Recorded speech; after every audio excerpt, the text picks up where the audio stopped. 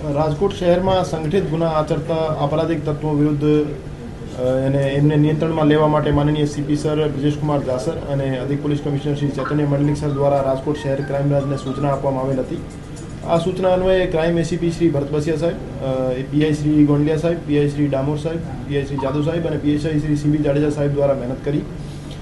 શહેરમાં છેલ્લા ઘણા વર્ષોથી સંગઠિત ગુના આચરતી અલ્તાફ 6 આંગળીની ટોળકી વિરુદ્ધ આજે ડીસીબી પોલીસ સ્ટેશનમાં જીસીટીઓસીની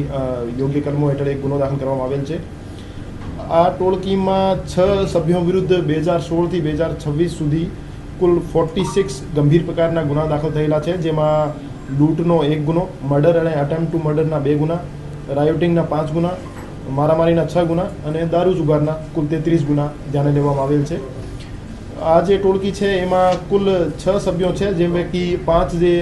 સભ્યો છે એ ક્રાઇમ બ્રાન્ચના કબજામાં છે અને એ જે 5 સભ્યોને જેને હસ્તગત કરવામાં આવેલ છે એના નામ છે તોસીફ ઉર્ફે બાગો રહેવાસી જંગલેશ્વર, ઇમરાન બેલીમ રહેવાસી જંગલેશ્વર, અશોક ગોવિંદભાઈ સિંધવ રહેવાસી અંબેડકર નગર, ભરત વાસુર રહેવાસી રાજકોટ અને ઇકબાલ વડાવરિયા રહેવાસી મોરબી। આ જે ટોળકી છે અને એના જે સભ્યો છે એના દ્વારા રાજકોટ શહેર સહિત આજુબાજુના જિલ્લાઓ જેમ કે મોરબી, જૂનાગઢ, રાજકોટ ગ્રામ્ય સહિતના વિસ્તારમાં દારૂ, પ્રોહિબિશન અને જુગારની પ્રવૃત્તિઓ ચલાવવામાં આવતી હતી અને મોટાભાગના જે છે એ લિસ્ટેડ બુટલેગર્સ છે અને એનું મૂળ કામ જે છે બુટલેગિંગ કરી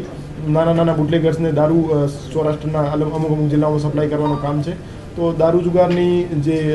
બદીઓ છે એને નિયંત્રણમાં રાખવા માટે આ જે ટોળકી વિરુદ્ધ જીસીટીઓસી દાખલ થયેલી છે એ દાખલારૂપ એને સાબિત થશે અને આવનાર ભવિષ્યમાં પણ બીજી ટોળકીઓ રાજકોટ શહેરમાં એક્ટિવ છે એના વિરુદ્ધ જીસીટીઓસીની કાર્યવાહી કરવામાં આવશે। ફરાર આરોપી કોણ છે, એના વિરુદ્ધ કેટલા? અલ્તાફ 6 આંગળી નામનો આરોપી જે છે એ ફરાર છે। એના વિરુદ્ધ મોટાભાગના પ્રોહિબિશનના ગુના દાખલ થયેલા છે અને અત્યારે પણ પીસીબી અને એક રાજકોટ ગ્રામ્યમાં ગુનો દાખલ થયેલો છે જેમાં એ વોન્ટેડ છે, એના કારણે એ અત્યારે અમારી પકડથી બહાર છે, પણ એને ઝડપથી અટક કરવામાં આવશે। સાહેબ, સૌરાષ્ટ્રના સૌથી મોટા બુટલેગરો કહેવામાં આવે છે, તેના ઉપર તવાઈ ક્યાં દારૂના ગુનાઓમાં લોકો પકડાતા હતા? મોટાભાગના જે આ ટોળકીના સભ્યો છે એમની આજીવિકાનો મૂળ સ્ત્રોત દારૂની પ્રવૃત્તિઓ અને જુગારની પ્રવૃત્તિઓ ચલાવી અને પ્રોપર્ટીઝ ઊભી કરી એમને કિરાયા ઉપર આપવાનું કામ હતું અને એ જે સભ્યો છે એ સૌરાષ્ટ્રના જે નાના બુટલેગર્સ છે એમને દારૂના જથ્થાઓ સપ્લાય કરતા હતા। એ ટોળકી વિરુદ્ધ જીસીટીઓસની કાર્યવાહી થવાથી સૌરાષ્ટ્રમાં દારૂની પ્રવૃત્તિ પર અંકુશ લગાવવામાં પોલીસને મદદરૂપ થશે।